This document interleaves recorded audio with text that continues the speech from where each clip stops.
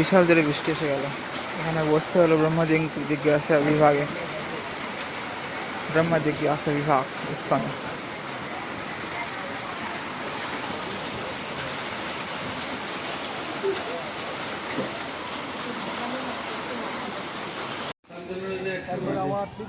এদিকে বিশ্রামাগার আর শৌচালয়, আর এদিক থেকে মন্দিরে। ইসকন ব্রহ্ম জিজ্ঞাসা বিভাগে লেকচার চলছে। হ্যাঁ যাবো, গোশালার দিকে যাই। আর কি করবো এখন, গোশালার দিকেই যাই। সে ওখানে যে গরুর বাছুর গুলো ছবি তুলে ফোনটা রেখে আছে, ওর মন্দিরের ভেতরে ঢুকবো আর বের হবো। যাবো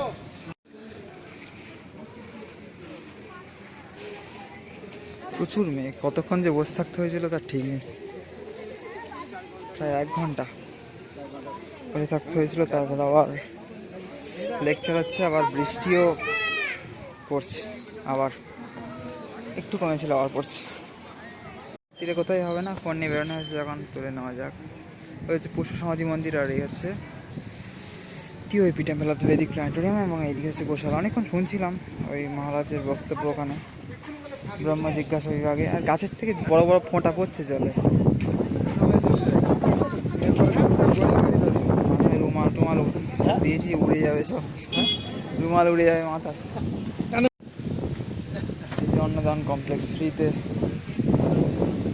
খাবার দাবার এই গৌরাঙ্গ কুটির।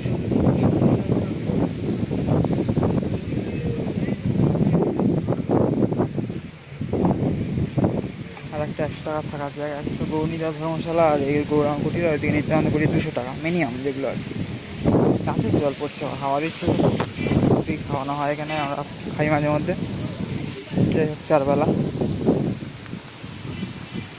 9টা 12টা 4:30 আর 7টা, 4 টাইম ফ্রি প্রসাদ। সামনে হচ্ছে গোশালা। এই যে প্রভুপাদ ভিলেজ, এটা খুব সুন্দর সাজানো গোছানোর জায়গা, রুম সব একদম। এই যে প্রভুপাদ ভিলেজ।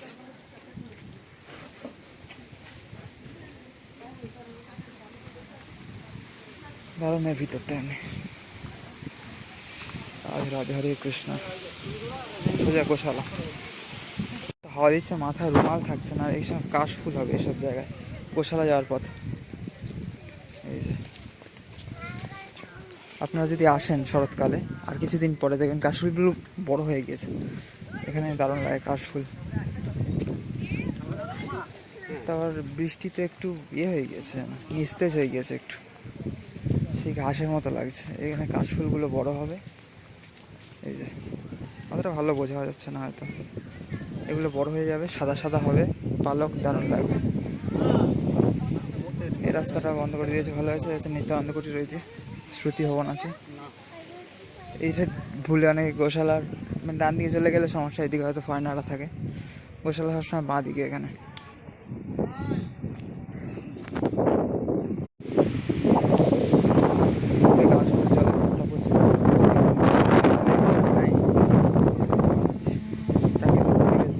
এখানে পদ্ম ফুল হয়।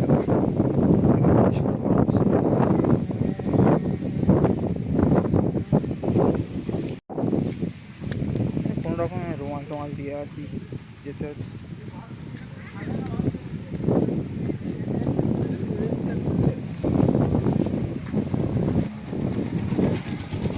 রুমাল থাকছে না, মাঝে মধ্যে এখন দমকা হাওয়া দিচ্ছে, ধরে রাখতে হচ্ছে, রুমাল নাহলে উড়ে যাবে।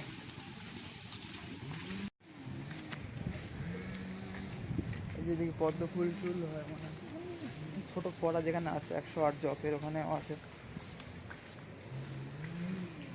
কোথাও একটা দেখলাম, ওখানেই হয়তো।